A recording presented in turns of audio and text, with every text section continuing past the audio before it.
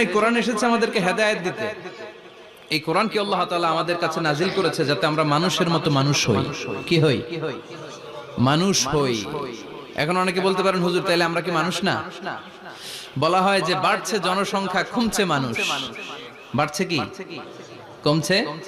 তার মানে আমরা চোখে যা দেখি সবগুলা মানুষ না, সবগুলা এগুলো জনসংখ্যা। বাড়ছে জনসংখ্যা, কমছে মানুষ।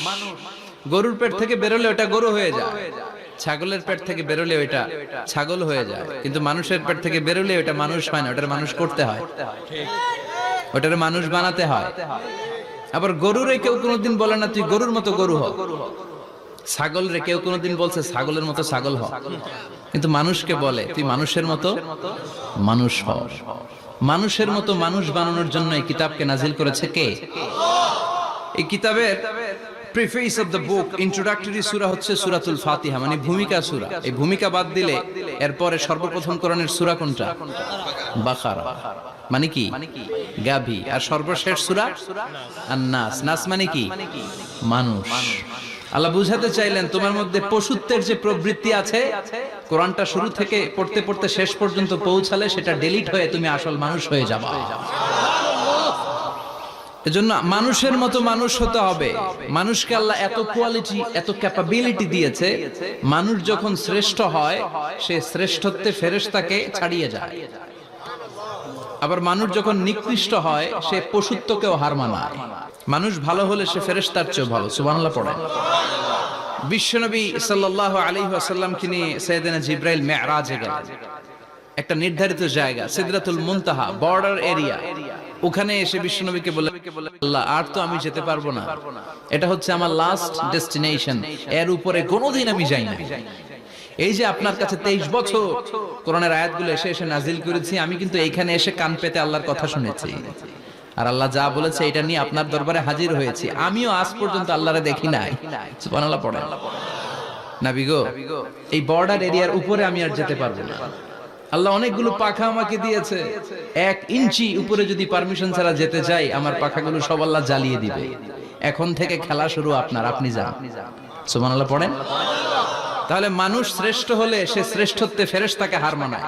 সাইয়েদনা জিবরাইল হার মেনেছে না? জিবরাইল যেখানে শেষ, বিশ্বনবীর খেলা শুরু। সুবহানাল্লাহ পড়েন।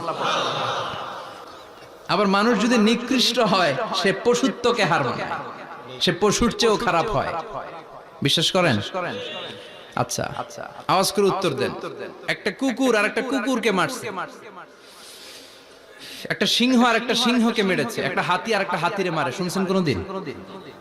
কোনদিন শুনবেন? হাতি হাতিরে মারে না, কুকুর কুকুরে মারে না, কিন্তু মানুষ মানুষকে মারে কিনা? মারে না? মারে। একটা কুকুর আর একটা কুকুরকে মেরে 10 টুকরা করেছে, একটা হাতি আর একটা হাতিকে মেরে 15 টুকরা করছে। শুনছেন? একটা মানুষ শুধু আর একটা মানুষকে নৃশংসভাবে হত্যাই করে না, হত্যার পরে 10 টুকরা করে, 15 টুকরা করে, বস্তাবন্দি করে। চিল্লায় বলেন ঠিক কিনা? একটা কুকুর জনপদের সব কুকুরগুলোকে সাবার করে দেয় না, একটা হাতি ওই বনের সব হাতিকে শেষ করে দেয় না, কিন্তু মানুষ আগুন জ্বালিয়ে জনপদের পর জনপদ ছারখার করে দেয়, বোমা মেরে জনপদ উড়িয়ে দেয়। জাপানের 2টা শহর হিরোশিমা আর নাগাসাকি, দ্বিতীয় বিশ্বযুদ্ধের সময় ইউএস সোলজাররা বিমান থেকে 2টা বোমা মেরেছিল। হিরোশিমাতে লিটল বয়, নাগাসাকিতে ফ্যাট ম্যান। পারমাণবিক বোমা। যে পাইলটরা বোমা মারতেছে এরাও মানুষ, আর যাদেরকে মারার জন্য মারতেছে এরাও মানুষ। মানুষ মানুষকে এভাবে শেষ করে দেয়। এজন্য মানুষ ভালো হলে সে ফেরেশতার চেয়েও ভালো, মানুষ খারাপ হলে সে পশুর চেয়েও নিকৃষ্ট। উলাইকা কাল আনআম বাল হুম আদাল। ঠিক কি না? আল্লাহ বলেন তখন আর সে মানুষ থাকে না। ভালো হলে ফেরেশতাদের চেয়েও ভালো, নিকৃষ্ট হলে পশুদেরকেও সে হার মানায়। উলাইকা কাল আনআমি বাল হুম আদাল উলাইকা হুমুল গাফিলুন। তারা পশুর চেয়েও নিকৃষ্ট, তারা মানুষ তো নয়, তারা পশুও না, পশুর চেয়েও খারাপ। এজন্য আমাদের এই পশুত্বের প্রবৃত্তিকে আমাদের থেকে বের করে মানুষের মতো মানুষ বানানোর জন্য এই কোরআনটারে পাঠাইছে কে? এজন্যই কোরআন এসেছে। কোরআন এসেছে আমাদেরকে ভদ্র, শিক্ষিত, মার্জিত, সিভিলাইজড, সভ্য বানাতে। কারণ কোরআন যারা পড়বে তারা মূর্খ থাকে না। কারণ কোরআনের প্রথম কথাই হচ্ছে educate yourself, educate your generation. তুমি তোমার নিজেকে শিক্ষিত করো, তুমি তোমার প্রজন্মকে শিক্ষিত বানাও, ঠিক কি না? কোরআনের প্রথম কথাটা কি বলেন তো? ইকরা মানে কি? সবাই বলেন ইকরা মানে কি? এজন্য আমরা পড়ে পড়ে শিক্ষিত হতে চাই, মানুষের মতো মানুষ হতে চাই। ইনশাআল্লাহ পড়ে এই কোরআন পড়লে আই গ্যারান্টি ইউ, আপনাকে গ্যারান্টি দিতে পারি আপনার ছেলে মানুষের মতো মানুষ হবে, ঠিক কি না? যারা মা বাবাকে বৃদ্ধাশ্রমে দিয়ে আসে, ওল্ড হোম আছে না বাংলাদেশে? হ্যাঁ, কুমিল্লায় আসেনি বৃদ্ধাশ্রম? শুনছেন? বানানোর জন্য চেষ্টা চলছে। এখন বৃদ্ধাশ্রম লাগে আমাদের, মা বাবাকে কাছে রাখতে চাই না। যে মা বাবা জীবন, যৌবন, অর্থ সব শেষ করলো আমাদের জন্য, সেই মা বাবাকে সাথে না রেখে বউয়ের পরামর্শে বৃদ্ধাশ্রমে দিয়ে আসে। এরকম ডাকাত আছে না নাই?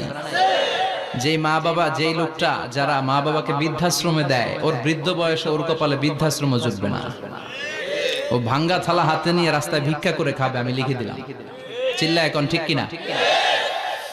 এজন্য যারা শেষ জীবনে বৃদ্ধাশ্রমে থাকতে চান না, তারা ছেলেদেরকে এই বইটা একটু পড়াই দিয়ে, এই বইটা পড়াই দিলে, এই বইটা শিখলে আপনার ছেলে আপনার বৃদ্ধাশ্রমে দিয়ে আসবে না। আপনার ছেলে মানুষের মতো মানুষ হবে। মানুষকে দিয়েছে আল্লাহ অসাধারণ সম্ভাবনা। এই পৃথিবীতে মানুষের চাইতে শক্তিশালী কেউ আছে? রব্বুল আলামিন যখন পৃথিবী বানালেন, মহাবিস্ফোরণের মধ্য দিয়ে গোটা পৃথিবী যখন তৈরি হয়ে যায়, পুরো পৃথিবী থারথার করে কাঁপে। পৃথিবীর এই কাঁপুনিগুলোকে বন্ধ করার জন্য আল্লাহ পৃথিবীর ভিতরে 7টা টেকটনিক প্লেট বসিয়ে দিলেন।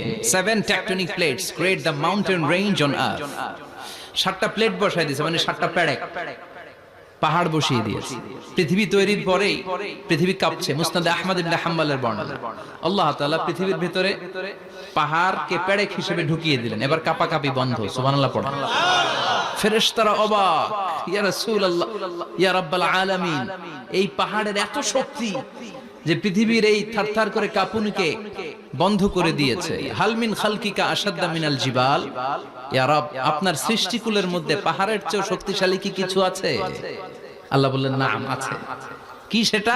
আল্লাহ বললেন সেটা হচ্ছে আল হাদিদ, মানে লোহা। লোহা চিনেন? এই হাদিদ নামে, আল হাদিদ নামে আল্লাহর কোরআনে একটা সূরা আছে না নাই? সূরাতুল হাদিদ, লোহার সূরা। ওয়া আনজালনাল হাদিদ ফীহি বাসুন শাদীদ ওয়া মানাফিউ লিন-নাস। আল্লাহ বললেন আমি লোহাকে নাজিল করেছি। লোহা পৃথিবীর কোনো উপাদান নয়। ওয়া আনজালনাল হাদিদা ফীহি বাসুন শাদীদ।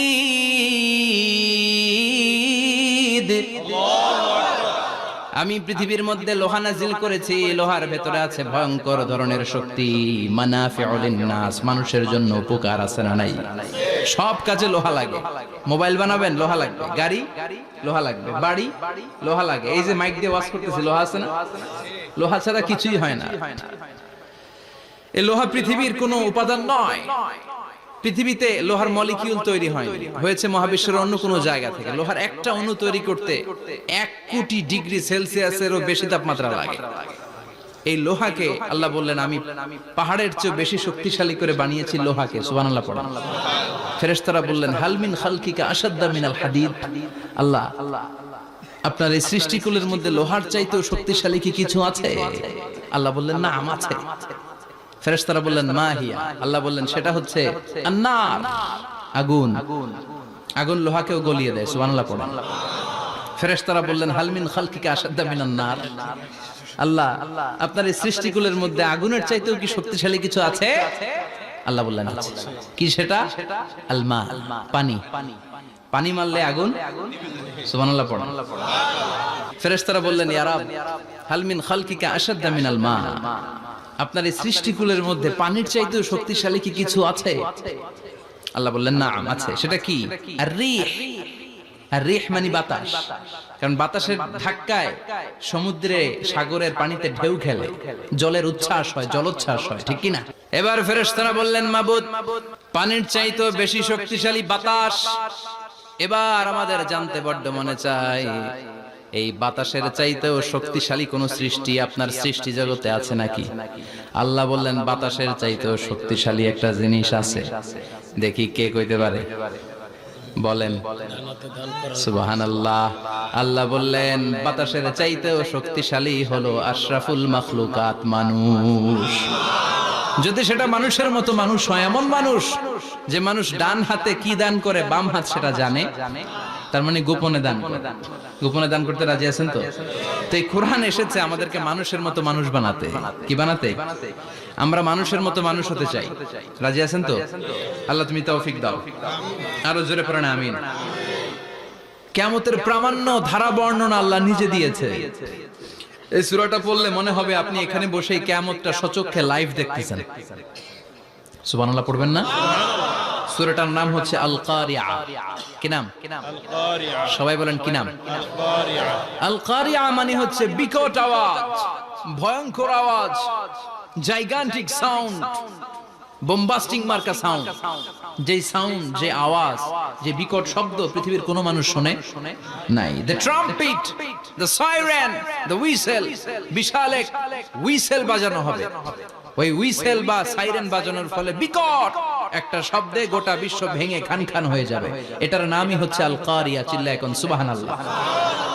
ওই হুইসেল দেওয়ার জন্য, ওই সাইরেন বাজানোর জন্য,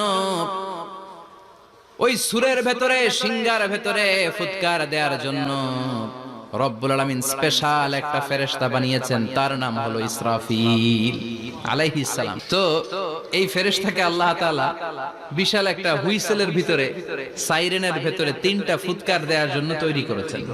তার ডিউটি হচ্ছে তার গোটা জীবন জুড়ে সে হুইসেলের ভেতরে তিনটা ফু দিবে। এটার বাংলায় বলে সিঙ্গা। বাংলায় কি বলে? সিঙ্গায় ফু দিবে কয়টা? চিল্লায় বলেন। এই ফেরেশতার পা দুটো হচ্ছে জমিনে, এই ফেরেশতার মাথা হচ্ছে আকাশের অনেক উপরে। সৃষ্টির পর থেকে এই ফেরেশতা ওই সিঙ্গাটা, ওই বাঁশিটা তার দুই ঠোঁটের মাঝখানে লাগিয়ে আল্লাহর আরশের দিকে তাকিয়ে আছে, and just waiting for the green signal. আল্লাহর পক্ষ থেকে সিগন্যাল আসার অপেক্ষায় আছে যে আল্লাহ কখন বলবে যে ফু দে। সুবহানাল্লাহ। তিনটা ফু দেওয়ার জন্য রব্বুল আলামিন একটা ফেরেশতা বানালেন, ইসরাফিল ফেরেশতা। সৃষ্টির শুরু থেকে বিশাল সিঙ্গাটাকে, সাইরেনটাকে, ট্রাম্পিটটাকে দুই ঠোঁটের মাঝখানে লাগিয়ে আল্লাহর আরশের দিকে তাকিয়ে আছে, কবে আমার প্রভু বলবে সাইরেনের মধ্যে বাঁশি বাজা। He is waiting. ঠিক এই মুহূর্তে যখন আমি কথা বলছি আর আপনারা শুনছেন, ঠিক এই মুহূর্তেও ওই সাইরেনটা ওনার দুই ঠোঁটের মধ্যে লাগানো, আর উনি আরশের দিকে তাকিয়ে অপেক্ষা করছে কখন আমার রব আদেশ করে, আর তখন আমি সিংগায় ফুৎকার দিয়ে গোটা বিশ্বটারে মেসাকার বানিয়ে দিব। কোন সুবহানাল্লাহ। এই ঘটনাটাই আল্লাহ প্রামাণ্য দলিল দিয়ে বর্ণনা করেছেন। আর বর্ণনা করতে যে এই সূরার নাম দিয়েছেন আল কারিয়া। কি নাম? মানে বিকট আওয়াজ। এজন্য আল্লাহ বললেন আল কারিআতু মাল কারিআতু ওয়া মা আদরাকা মাল কারিআ। সেদিনের আওয়াজটা হলো ভয়ঙ্কর আওয়াজ। ওই আওয়াজটার নাম আমি আল্লাহ দিয়েছি আল কারিআ। আল কারিআ মাল কারিআ ওয়া মা আদরাকা মাল কারিআ। তিনবার তিনি সূরার শুরুতে তিনবার এই শব্দটা উচ্চারণ করেছেন। কয়বার? কথা বলেন। তিনবার। যে কোনো জিনিস তিনবার যখন আমরা বলি, গুরুত্ব বোঝানোর জন্য বলি, বলি না? বিশ্বনবী মাঝে মাঝে কোন জিনিসের ইম্পর্টেন্স, সিগনিফিকেন্স, তাৎপর্য এবং গুরুত্ব বোঝানোর জন্য তিনবার বলতেন। কয়বার? একবার বিশ্বনবী তাকওয়া নিয়ে ওয়াজ করতেছিলেন আর বলছিলেন আত-তাকওয়া হা হুনা, التقوى ها هنا، التقوى ها هنا، ويشير إلى صدره ثلاث مرات। তাকওয়া এখানে, তাকওয়া এখানে, তাকওয়া এখানে বলে বিশ্বনবী ওনার হৃদয়ের দিকে, কলবের দিকে তিনবার ইঙ্গিত করেছেন। কয়বার? তাকওয়া মানে কার ভয়?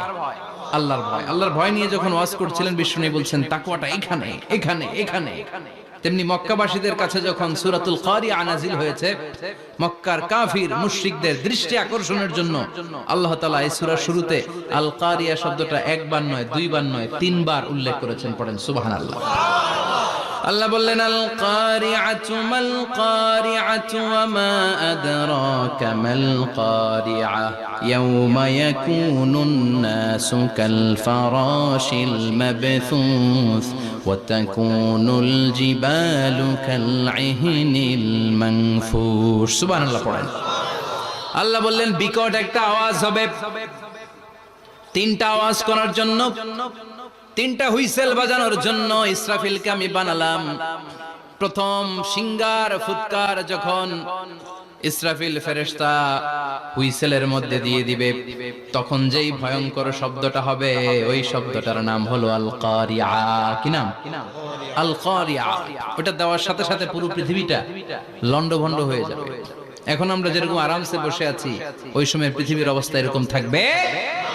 আল্লাহ বললেন ইয়াউমা ইয়াকুনুন নাসু কাল ফারাশিল মাবথুস ওয়া তাকুনুল জিবালু কাল ইহনিল মানফুশ। সেদিন মানুষগুলো বিক্ষিপ্ত পতঙ্গের মতো নিক্ষিপ্ত হবে, পাহাড়গুলো ভেঙে খান খান হয়ে যাবে, তুলার মতো পাহাড় ধ্বনিত হতে থাকবে, তুলার মতো। সুবহানাল্লাহ পড়া। মানুষগুলো ছিটকে পড়বে। এই পৃথিবীর মাধ্যাকর্ষণ শক্তি থাকার কারণে আমরা ছিটকে পড়ি না। এই যে বসে আছি, সবকিছু পৃথিবীর মধ্যে লেগে আছে, এটার কারণ দ্য গ্র্যাভিটেশনাল ল, গ্র্যাভিটেশনাল পাওয়ার। এটা পৃথিবীর সবকিছু তার কেন্দ্রের দিকে টেনে রাখে। কিন্তু কিয়ামতের দিন আল্লাহ পৃথিবীটারে ধরে যখন একটা ঝাঁকুনি দিবেন, একটা কাঁপুনি দিবেন, একটা ভাইব্রেশন দিবেন, একটা আর্থকোয়েক, একটা ভূমিকম্প দিবেন, মুহূর্তের মধ্যেই পুরো পৃথিবীর সবকিছু ছিটকে পড়ে যাবে। চিল্লায় পড়েন আল্লাহু আকবার। মানুষগুলো পৃথিবীতে বসে থাকতে পারবে না, দাঁড়িয়ে থাকতে পারবে না, ডানে বায়ে সামনে পিছনে কে কোথায় ছিটকে পড়বে কোনো ইয়ত্তা থাকবে না। কাল ফারাশিল মাবথুস। মানুষগুলো বিক্ষিপ্ত পতঙ্গের মতো নিক্ষিপ্ত হবে। শীতকালে ছেলেপেলেরা গ্রামাঞ্চলে অনেক সময় র্যাকেট খেলে না, ব্যাডমিন্টন খেলে, দেখবেন ওই খেলার জন্য শীতকালে ক্ষেতের মাঝখানে বাঁশ গেড়ে দেয় আর বাঁশের মধ্যে লাইট লাগায়। এলাকায় খেলেনি? কি নাম এই গ্রামের? পাহাড়পুর। পাহাড়পুরে খেলো তোমরা? এই রাত্রিবেলা বাঁশ গেড়ে দিলে ওর মধ্যে লাইট লাগালে কোত্থেকে যেন অনেক পোকা চলে আসে, ডান দিকে একটা, বাঁ দিকে একটা, সামনে পেছনে ছিটকে ছিটকে পড়ে। কিয়ামতের সেই কঠিন দিন মানুষগুলো বিক্ষিপ্ত এরকম পতঙ্গের মতো ডানে বায়ে ছিটকে ছিটকে পড়বে। পাহাড়গুলো চূর্ণ বিচূর্ণ হয়ে যাবে, ভেঙে খান খান হয়ে যাবে। তুলাকে ধ্বনিত করলে তুলা যেমনি ধ্বনিত হয়, তুলার মাঝখানে লাঠি দিয়ে পেটালে, তুলাকে পাতলা করার জন্য, আরামদায়ক করার জন্য, মোটা বানানোর জন্য যখন লাঠি দিয়ে ধ্বনিত করা হয়, দেখবেন সামান্য তুলার ধুলিকণা ছিটেকণা বাতাসের মধ্যে শূন্যে ভাসে। ফু মারলে আরো দূরে যায়, ফু মারলে আরো দূরে যায়। বাতাসের ঝাপটা ওইটা কোথায় যে চলে যায় কেউ জানে না। পৃথিবীর বড় বড় সাইজের পাহাড়গুলো সেদিন এই তুলার মতো, তুলা যেমনি বাতাসে ধ্বনিত হয়, পাহাড়গুলো সেদিন তুলার মতো বাতাসে ধ্বনিত হতে থাকবে। চিল্লায় কোন আল্লাহু আকবার। এই পৃথিবীর সবচেয়ে বড় পাহাড়ের নাম মাউন্ট এভারেস্ট। বিশাল বড় পাহাড়, উপরে শুধু বরফ আর বরফ। এটার বলে হিমালয়। বাংলায় কি বলে? নেপালে অবস্থিত এই হিমালয়ের পাহাড়। আমি একবার কাতার থেকে যাচ্ছি কায়রো, ওই ফ্লাইটে হিমালয়ের পাশ দিয়ে ফ্লাই করে, বিমানের সামনে স্ক্রিন থাকে, আপনি কোন জেলা কোন থানার উপর দিয়ে যাচ্ছেন ওটা শো করে। আমি দেখলাম হিমালয়ের পাশ দিয়ে ফ্লাই করছে। জানলা দিয়ে তাকিয়ে দেখি বিশাল মাউন্ট এভারেস্ট, উপরে শুধু বরফ আর বরফ। সুবহানাল্লাহ। 29,035 ফিট উঁচু ওই পাহাড়টা সেদিন আল্লাহ যখন একটা ঝাঁকুনি দিবে, পৃথিবীটারে ভেঙে খান খান হয়ে যাবে, টুকরা টুকরা হয়ে যাবে, তুলার মতো বাতাসে ধ্বনিত হতে থাকবে। ইউরোপের সবচেয়ে বড় পাহাড়ের নাম হচ্ছে আল্পস পর্বতমালা। পুরো মাউন্টেন রেঞ্জটা ভেঙে চুরমার হয়ে যাবে, ধূলিকণা হয়ে যাবে। আমেরিকার সবচেয়ে বড় পাহাড়ের নাম আলাস্কা মাউন্টেন রেঞ্জ। অ্যাটলাস বা ম্যাপ নিয়ে যাদের পড়াশোনা আছে দেখবেন ইউনাইটেড স্টেটস অফ আমেরিকা, এখানে নর্থ আমেরিকার পাশে বড় করে লেখা আলাস্কা, পুরোটাই পাহাড়, আমেরিকার সবচেয়ে উঁচু পাহাড়। এই পাহাড়গুলো সেদিন ভেঙে টুকরা টুকরা হয়ে যাবে। বাংলাদেশের ময়মনসিংহে আছে আমাদের এদেশের সবচেয়ে বড় পাহাড় গাঢ় পাহাড়, নাম শুনছেন? আল্লাহ জানে কি জানি হবে সেদিন আমাদের পাহাড়ের অবস্থা। তাজিংডং বিজয়, বান্দরবানে কেওক্রাডাং, চিম্বুকের চূড়ায় আমি উঠেছিলাম 2002 সালে। সেখানে পার্সোনাল প্রাইভেট কার নিয়ে যাওয়া যায়, মাইক্রো নিয়ে যেতে পারবেন না। চাঁদের গাড়ি আছে একটা, ওইটা আলাদা এক্সট্রা 2-3টা ইঞ্জিন লাগানো, ওইটা দিয়ে টেনে টেনে আপনারা নেবে। উপরে সেনাবাহিনীর ক্যাম্প আছে, বাংলাদেশের 3য় বৃহত্তম পাহাড়। কিয়ামতের দিন আল্লাহ যখন একটা ঝাঁকুনি দিবে, পৃথিবীটারে যখন একটা নাড়া দিবে, আর ইসরাফিল যখন ফুৎকার দিবে, একটা পাহাড়ও টিকবে? চিল্লায় বলেন টিকবে? এজন্য আল্লাহ বললেন ইযা যুলজিলাতিল আরদু জিলজালাহা ওয়া আখরাজাতিল আরদু আসকালাহা ইযা রুজ্জাতিল আরদু রাজ্জাও ওয়া বুসাতিল জিবালু বাসসা। সেদিন যখন আল্লাহ একটা ভূমিকম্প তৈরি করবে, পৃথিবীটাকে যখন নাড়িয়ে দিবে, কাঁপিয়ে দিবে, একটা পাহাড়ও টিকবে না, সবগুলো পাহাড় তুলার মতো ধ্বনিত হতে থাকবে। মানুষগুলো ছিন্ন বিচ্ছিন্ন হয়ে ডানে বায়ে ছিটকে পড়বে, চন্দ্র সূর্য আলো থাকবে না, মানুষের চোখগুলো ছানা বড়া হয়ে যাবে।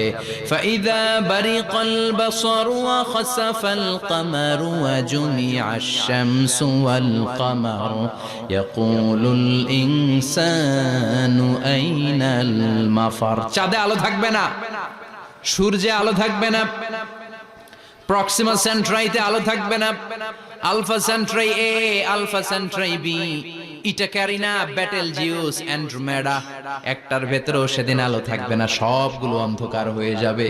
সাগরের পানির মধ্যে সেদিন দাউ দাউ করে আগুন জ্বলবে। সেই দিনটার নাম হচ্ছে আল কারিয়া। মাল ওয়া মা আদরাকা মাল। মানুষগুলো পাগল হয়ে যাবে। কেউ থাকবে তখন টয়লেটে, ইমাজিন কেমন ভাবে আল্লাহ নকশা এঁকেছেন। কেউ থাকবে টয়লেটে, কেউ থাকবে ক্ষেত খামারে, কেউ থাকবে অফিস আদালতে, কেউ থাকবে রান্নাঘরে, কেউ থাকবে মৌজ মাস্তির ভেতরে। ঠিক তখনই কিয়ামত হয়ে যাবে, কেউ পার পাবে না, সবার মুখে একটা চিৎকার, আইনাল মাফার। পালাবো কোথায়? কিয়ামতটা শুধু পৃথিবীর একদিকে অনুষ্ঠিত হবে না, গোটা বিশ্বব্যাপী হবে, তাই না? নাকি বাংলাদেশে কিয়ামত শুরু হইলে সৌদিতে হবে না? হ্যাঁ, আমেরিকাতে হবে না, সুইজারল্যান্ড, ইন্দোনেশিয়া, অস্ট্রেলিয়া, গোটা বিশ্বব্যাপী একসাথে কিয়ামতের ভয়ঙ্কর দৃশ্যের অবতারণা ঘটবে। চিল্লা এখন ঠিক কিনা? মা তার ছেলেরে চিনবে না, দুধের বাচ্চাকে রেখে মা পালাবে। দুধের বাচ্চা, যে বাচ্চা দুধ খায়, ব্রেস্ট ফিডিং বেবি, এই বাচ্চাটা রেখে মা কোনো দিকে যায়? ডানে বায়ে কোথাও সরতে চায় না, ব্যথানি পায়, কষ্টনি পায়। এই দুধের বাচ্চাটারে ধাক্কা মেরে মা দিবে দৌড়। তাহলে কি ভয়ঙ্কর ঘটনা সেদিন ঘটবে। 3 মাসের 4 মাসের পেটের ভেতরে অপরিপক্ক বাচ্চা, এখনো পরিপূর্ণ হয় নাই, হাত পা ভালোভাবে গজায় নাই, ছোট্ট একটা গোশতের টুকরা। হসপিটালে এরকম যতগুলো নারী থাকবে, কিয়ামতের ভীতিকর অবস্থা দেখে মুহূর্তের মধ্যে সব অপরিপক্ক বাচ্চাগুলো ডেলিভারি হয়ে যাবে। এক ধাক্কায় 3 মাসের বাচ্চাটার হাত পা গজায় নেই এখনো ঠিক মতো, এক ধাক্কা, এক ভূকম্পনে, এক কাঁপুনির চোটে পেটের সব বাচ্চাগুলো খালাস হয়ে যাবে, ডাক্তার ছাড়া, ইনজেকশন ছাড়া। আল্লাহ বললেন সেদিনটার নাম হলো আল কারিয়া। মাল ওয়া মা আদরাকা মাল। ইয়াউমা ইয়াকুনুন নাসু কাল ফারাশিল মাবথুস, মানুষগুলো নিক্ষিপ্ত হবে। ওয়া তাকুনুল জিবালু কাল আহিনিল মানফুশ, পাহাড়গুলো তুলার মতো ধ্বনিত হতে থাকবে। এখন উপরের দিকে তাকালে কি সুন্দর নীল আকাশ দেখা যায়, সেদিনে আকাশও থাকবে না। ইয়াউমিন নাতবিস সামাআ কাতায়্যি সিজিল্লিল লিল কুতুব, কাগজের পৃষ্ঠ যেমনি তোমরা ভাঙো, কাগজ যেমনি হাতের মুঠোয় নিয়ে তোমরা গুটিয়ে ফেলো, সেদিন এই বিশাল 7 আকাশটারও হাতের মুঠোয় নিয়ে গুটিয়ে ফেলবে কে?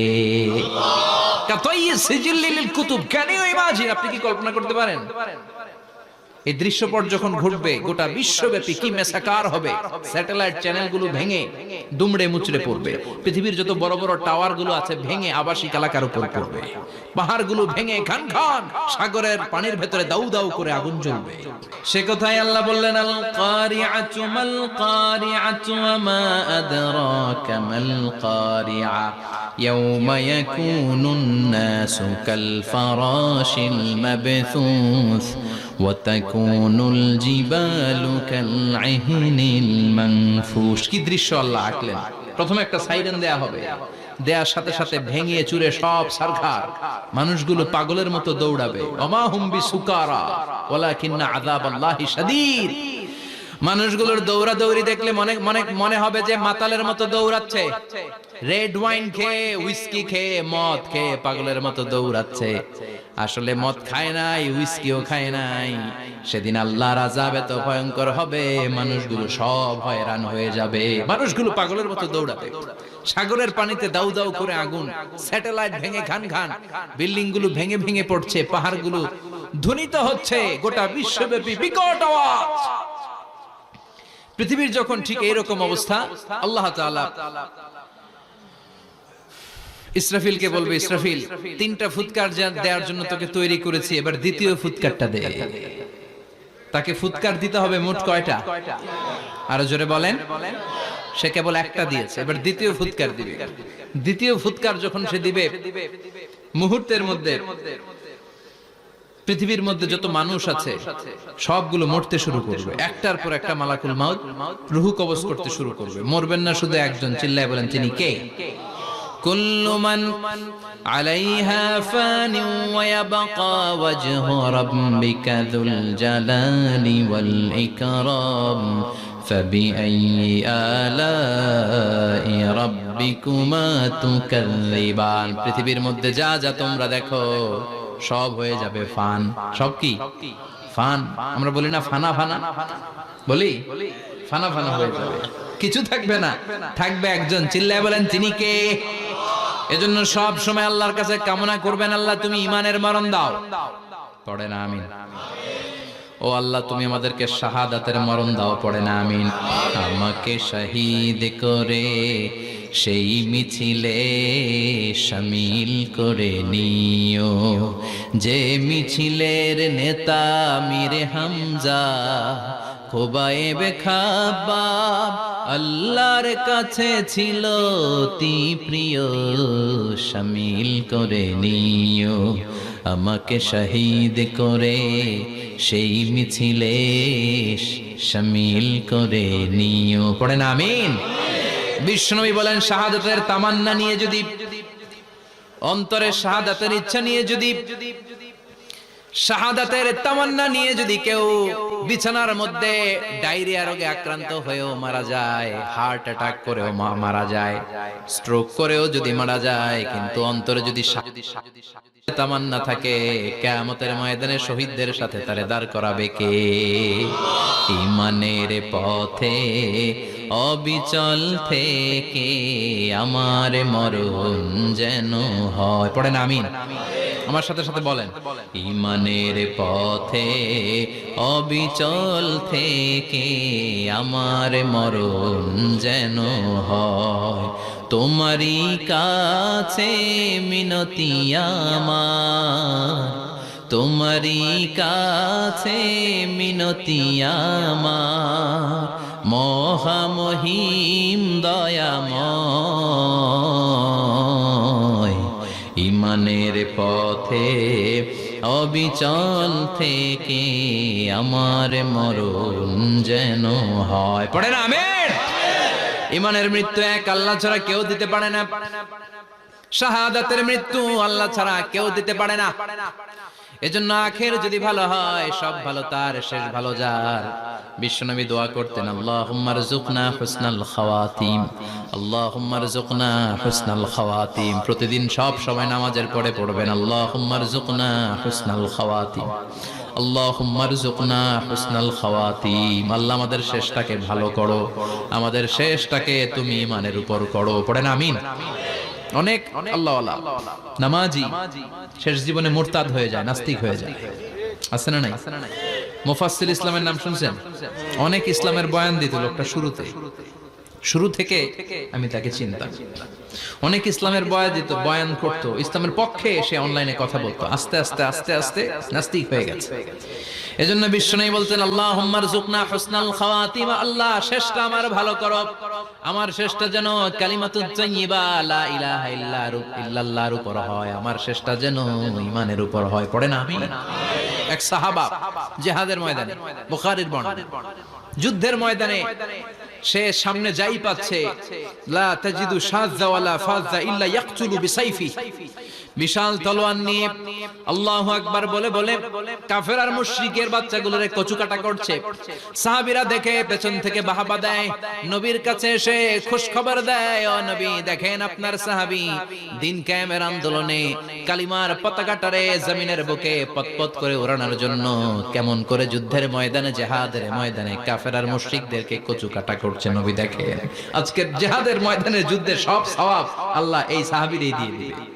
বিশ্বনবী বললেন হুয়া ফিন্নার, সে জাহান্নামে যাবে। সাহাবীরা তো অবাক, জীবন বাজি রেখে তলোয়ার নিয়ে কাফেরদের সাথে যুদ্ধে ময়দানের মধ্যে লিপ্ত, একটার পর একটা কাফের গুলোরে হত্যা করে জাহান্নামের মেহমান করে পাঠিয়ে দিচ্ছে। এই লোকটা কেমন করে জাহান্নামী হয়? বিশ্বনবী বললেন হুয়া ফিন্নার, এই লোকটা জাহান্নামে যাবে, এরে কেউ বাঁচাতে পারবে না, জাহান্নামী। এক সাহাবী মনে মনে বলল, এই লোকটা কেমন করে জাহান্নামী হয়, আমি তার পেছনে পেছনে দেখবো তার শেষ পর্যন্ত কি ঘটে, কারণ নবী যা বলে এটা তো কোনোদিন মিথ্যা হতে পারে। সাহাবী লুকিয়ে লুকিয়ে তার পিছু নিল, দেখলো যুদ্ধ করতে করতে জিহাদের ময়দানে শত্রুদের মাঝখানে ঘাটির ভিতরে সে মারতে মারতে চলে গিয়েছে, মারতে মারতে কাফেরদের মাঝখানে এমন জায়গায় চলে গিয়েছে চারদিক থেকে কাফেররা তাকে ঘেরাও দিয়ে ফেলেছে। এবার আর সে পারে না, দীর্ঘ সময় যুদ্ধ করতে করতে এবার ক্লান্ত শ্রান্ত, এবার নিজেও মারে আবার মাইরও খায়, মারে এবার মাইরও খায়। খেতে খেতে হঠাৎ এক কাফেরের তলোয়ারের আঘাত তার ডান হাত নাই, এক কোপে ডান হাতটা জমিনে পড়ে গিয়েছে, ফিনকে দিয়ে রক্ত, ব্লিডিং হতে হতে, রক্তপাত হতে হতে সাহাবী নিস্তেজ, আর পারে না, আর সহ্য করতে পারে না। শাহাদাতের জন্য অল্প একটু দেরি, এই অল্প একটু দেরি সাহাবীর আর সহ্য হয় নাই। ওই সাহাবী নিজের তলোয়ারটা জমিনের মধ্যে গেড়ে তলোয়ারের উপরে ঝাঁপিয়ে পড়েছে, তলোয়ারের এক মাথা পেটের এইখান দিয়ে ঢুকে পিঠের ওই পাশ দিয়ে বের হয়েছে।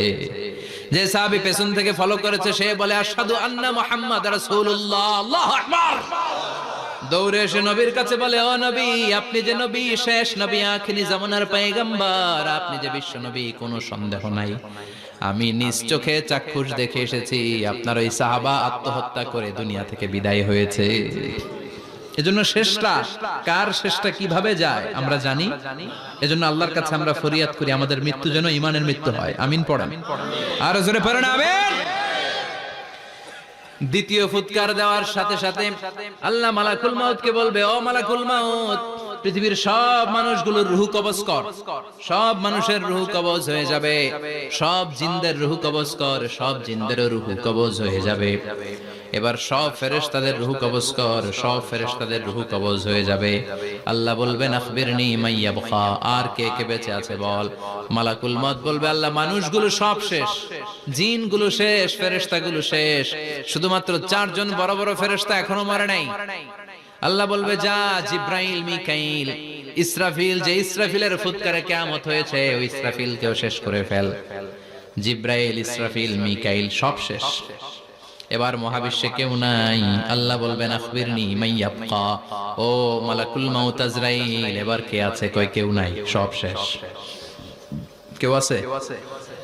কেউ নাই, সব শেষ, আছে শুধু আল্লাহ আর মালাকুল মাউত, ঠিক কি না? আল্লাহ বলবে আখবিরনি মাইয়াবকা, ও মালাকুল মাউত আমারে বল কে আছে? কয় আমি আছি। কয় তুই মর।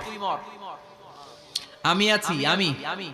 আল্লাহ বলবে তাহলে এবার তুই মর, তুই মর। শোনার সাথে সাথে মালাকুল মাউতের কাঁপুনি ছুটে যাবে, খিচুনি ছুটে যাবে, ভয় ভয়ে খিচুনি ছুটে যাবে, কারণ মৃত্যুটা তো সে দেখেছে। দুইটা সিস্টেমে মালাকুল মাউত রূহ কবজ করে। আপনারা যারা আল্লাহওয়ালা, আপনাদের মাথার সামনে এসে একটা যুবক, সুশ্রী, যত সুন্দর হতে পারে একজন মানুষ, এরকম একজন মানুষের চেহারায় আসবে আপনাদের কাছে, এসে সুগন্ধি পারফিউম মাখা সাদা ধবধবে কাপড় পরে এসে আপনার শিওরে বসবে, এসে খুবই বিনয়ের সাথে ভদ্রতার সাথে বলবে, ইয়া আইয়াতুহান নাফসুল মুতমাইন্না, ইয়া আইয়াতুহান নাফসুল মুতমাইন্না, ইয়া আইয়াতুহান নাফসুত তাইয়্যিবা, হে পবিত্র আত্মা বেরোয়া। বলার সাথে সাথে আপনার রূহটা স্মুথলি বের হয়ে যাবে। ইয়াতি বিহানুত মিন হানুতিল জান্নাহ কাফান মিন আকফানিল জান্নাহ, জান্নাতের হানুতে করে কাফনের মধ্যে পেঁচিয়ে আপনার রূহটারে মালাকুল মউত ইল্লিনে নিয়ে যাবে। আল্লাহ আমাদের সবার নসিবে এই ঘটনা তুমি জারি করে দিও, আমিন।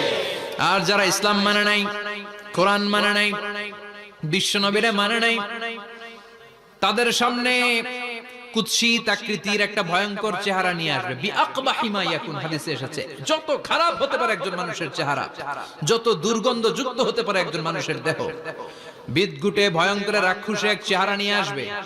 মুমিনের সামনে এসে যেমনি ভদ্রভাবে বসে যায়, সে এরকম আসবে না, সে ত্রাস সৃষ্টি করবে। ডাকাত যখন আপনার অ্যাটাক করে এমন ত্রাস সৃষ্টি করবে, কোপ মেরে আঘাত করে আপনি ভয়ে সব দিয়ে দিবেন। ওনারা দেখলে আপনার পিলে চমকে যাবে। ভয়ঙ্কর দুর্গন্ধযুক্ত কালো একটা ড্রেস পরে আপনার সামনে এসে এমন ত্রাস সৃষ্টি করে বসবে, ওটা দেখলে অবস্থা খারাপ। চিৎকার দিয়ে ধমকাবে আর বলবে, ইয়া আইয়াতুহান নাফসুল খাবিসা, হে পাপাত্তা বেরোয়া ইলা গাদাবিল্লাহ, আল্লাহর ক্ষোভ, আল্লাহর রাগের দিকে তুই বের হয়ে আয়। মুমিনের আত্মাটা যেমনি স্মুথলি বের হয়ে এসেছে, কাফেরের আত্মাটা বলার সাথে সাথে বেরোতে চাইবে না। আত্মাটা একবার ডানে দৌড়, একবার বায়ে দৌড়, একবার সামনে দৌড়, আর একবার পিছনে দৌড়। এবার মালাকুল মাউত আরো হিংস্র হয়ে যাবে, পা থেকে টান মেরে সারা দেহ থেকে খিচুনি দিয়ে পুরো দেহটারে চাপতে চাপতে জীবিত একটা ছাগলের চামড়া জীবিত অবস্থায় তার দেহ থেকে উল্টো দিকে টেনে টেনে বের করলে যেমন কষ্ট হয়, একজন কাফেরের রুহু দেহ থেকে টেনে হিচড়ে মালাকুল মাউত বের করে ফেলবে। এজন্য আল্লাহর কাছে আমরা চাই, ঈমানের পথে অবিচল থেকে আমার মরণ যেন হয়। প্রতিদিন পড়বেন এটা দোয়া, ঈমানের পথে থেকে যেন আমাদের মৃত্যু হয়। পড়েন আমিন। মালাকুল মাউত এই দৃশ্যগুলো নিজেই ঘটিয়েছে, তার জানা আছে মৃত্যুর কত কষ্ট। আল্লাহ বলবেন মর, বলার সাথে সাথে কাঁপুনি ছুটে যাবে। আল্লাহ বলবেন কেঁপে লাভ নাই, মর, মরতে হবেই, কারণ কুল্লু নাফসিন, everyone has to take the test of death. সবাইকে মৃত্যু নিতে হবে, গ্রহণ করতে হবে স্বাদ। The most certain thing in our life is death, but the most uncertain thing in our life is the time of death. আমাদের জীবনের সবচাইতে সুনিশ্চিত বিষয় হচ্ছে যে আমরা মরব, এটা আমরা সবাই জানি না, কিন্তু সবচাইতে অনিশ্চিত বিষয় হচ্ছে যে আমরা কখন মরব, এটা আমরা কেউ জানি না। জানি মালাকুল মাউত কাঁপতে থাকবে। আল্লাহ বলবেন জান্নাত এবং জাহান্নামের মাঝ বরাবর একটা জায়গা আছে, আল আরাফ, ওইখানে দাঁড়া। ওইখানে দাঁড়িয়ে মালাকুল মাউত বিকট একটা চিৎকার দিয়ে সারা পৃথিবীর মানুষগুলো, ফেরেশতাগুলো যেমনি দুনিয়া থেকে বিদায় হয়েছে, মালাকুল মাউত তখন বিদায় হয়ে যাবে। সেদিন বিকট একটা চিৎকার মেরে তিনি বিদায় হবেন। বিশ্বনবী বলেন মালাকুল মাউতের মরণের সময় সেই চিৎকারটা ওই দিন এত ভয়ঙ্কর হবে, দুনিয়াতে যদি তখন মানুষ থাকতো, কিয়ামত ঘটানোর জন্য আলাদা করে ইসরাফিলের সিংগায় ফুৎকার দেওয়ার আর দরকার হতো না। মালাকুল মাউতের মরণের কষ্টের ওই চিৎকারের আওয়াজ শুনলে মানুষগুলো সব কানের পর্দা ফেটে জমিনের মধ্যে তখনই লাশ হয়ে পড়ে যেত। মালাকুল মাউত এখন আর নাই, ডানে বায়ে সামনে পেছনে কেউ নাই, একজন ছাড়া, তিনি কে? আল্লাহ তখন বলবেন ইয়া আরদু আইনা নাহারুকে, পৃথিবী তোর নদীগুলো কই, বিল্ডিং গুলো কই, রাজা বাদশা গুলো কই, পৃথিবীর নাজ নেয়ামত কই, ভোগের দুনিয়া আজকে কোথায়, অহংকার দাপট আর ক্ষমতার বড়াই আজকে কোথায়? লিমানিল মুলকুল ইয়াউম, who belongs the kingdom today, আজকে ক্ষমতা কার? চিল্লায় বলেন তো সেদিন ক্ষমতা হবে কার? ইসরাফিলকে আল্লাহ বানিয়েছিলেন সিংহায় 3টা ফুৎকার দেওয়ার জন্য। চিৎকার করে বলতে হবে কয়টা? দিছে কয়টা? বাকি আছে কয়টা? এবার রব্বুল আলামিন ইসরাফিলকে জীবিত করবেন, জীবিত করে বলবেন তাড়াতাড়ি 3য় ফুৎকার দিয়ে তোর ডিউটি শেষ কর। সুবহানাল্লাহ পড়েন। ইসরাফিল এবার 3য় ফুৎকার দিবে। 3য় ফুৎকার দেওয়ার সাথে সাথে পৃথিবীর বিভিন্ন প্রান্ত থেকে, মহাবিশ্বের বিভিন্ন প্রান্ত থেকে মানুষের জিনগুলো দাঁড়াতে শুরু করবে। বিমান দুর্ঘটনায় যারা মারা গিয়েছে, ছাই হয়েছে, ছাই থেকে উঠে দাঁড়াবে। তিমি মাছের খাবার হয়ে সাগরের মধ্যে মিশে গিয়েছিল, সাগর থেকে দাঁড়াতে শুরু করবে। পাহাড়ের মধ্যে যারা মারা গিয়েছে, পাহাড় থেকে উঠবে। হিন্দুদের শ্মশানের মধ্যে যেখানে লাশ পোড়ানো হতো, ওখান থেকে দাঁড়াবে। মানুষগুলো কবর থেকে উঠবে, যে যেখানে মারা গিয়েছে সেখান থেকে দাঁড়াবে। মিনহা خلقناكم وفيها نعيدكم ومنها نخرجكم تارة أخرى মাটি থেকে বানালাম, মাটির কবরে পাঠালাম, আবার মাটির কবর থেকে দাঁড় করায় দিবে কে? মানুষগুলো দাঁড়াবে, মুমিন বান্দারা চোখ কচলাতে কচলাতে বলবে মাম বাআসানা মিন মারকাদিনা। قالوا من بعثنا من مرقدنا هذا ما وعد الرحمن وصدق المرسلون। মুমিন বান্দারা চোখ ডলতে ডলতে বলবে ঘুম ভাঙালো কে? ঘুম ভাঙালো? আমার ঘুম ভাঙালো কে? মুমিনরা, আপনারা দেদারসে আনন্দের ঘুম দিবেন সেদিন কবরে। তিনটা প্রশ্ন আপনারে করা হবে। মার রব্বুক, তোর রবের নাম কি? তোমার ধর্মের নাম কি? এই লোকটারে চিনো নাকি? ওনার নাম কি? এবার বলবে তিনটা প্রশ্নের উত্তর কোত্থেকে শিখলা? কও কোত্থেকে শিখছেন? বলতে হবে কোরআন থেকে শিখেছি। চারটার উত্তর যখন করতে পারবেন, ইফসাহু লাহু কবরুহু 70 যিরাআন, কবরটারে 70 হাত লম্বা করে দেয়া হবে। ওয়া ইফতাহু লাহু বাবুন ইলাল জান্নাহ, আপনার কবরের ভেতরে থেকে জান্নাতের দিকে একটা ঘর করে দেয়া হবে। জান্নাতের সুঘ্রাণ ওলা সুবাতাস আপনার কবরের মধ্যে এসে ধাক্কা মারবে। জান্নাতে ঢোকা লাগবে না, আপনার ওই কানেকশন দিয়ে আসবে। এয়ার কন্ডিশনের যে রুমগুলো আছে, ওই রুমগুলোর ভিতরে না ঢুকলো, দরজার আশেপাশ দিয়ে হাঁটলে একটা ঠান্ডা ঠান্ডা বাতাস আছে না? নাই? দেহের মধ্যে লাগে। জান্নাতে আপনার ঢোকা লাগবে না, কবরের মধ্যে শুয়ে শুয়ে জান্নাতের সুবাতাস পাবেন। এবার বলবে ফায়ুল বাসুলিবাসু আহলিল জান্নাহ, জান্নাত থেকে আনা 2টা জান্নাতি সেট পোশাক আপনারে পরিয়ে দেয়া হবে। এবার আপনারে বলা হবে আহলান ওয়া সাহলান, কংগ্রেচুলেশন, খুশ আমদেদ, তোমার জন্য কংগ্রেচুলেশন, সুস্বাগতম। তিনটার পরে চতুর্থ প্রশ্নের উত্তরও পেরেছো, জান্নাতের পোশাক তোমারে পরিয়ে দিলাম, আর কোনো কাজ নাই, এবারের মতো খেলা শেষ, এবার ঘুমাও। কি করো? কথা বলেন, ঘুমাও। নাম কানাউমিল আরুস, বাসর রাতে বর যেমনি কনেকে নিয়ে শান্তির ঘুম দেয়, এরকম ঘুম দাও। তোমার ঘুম কেউ ভাঙাতে পারবে না ইসরাফিলের 3 নাম্বার ফুৎকার ছাড়া। সুবহানাল্লাহ পড়বেন না? সেই ঘুম ভেঙে যাবে, চোখ ডলতে ডলতে বলবে মাম বাআসানা মিম মারকাদিনা হাযা মা ওয়া'দার রহমান ওয়া সাদাকাল মুরসালুন।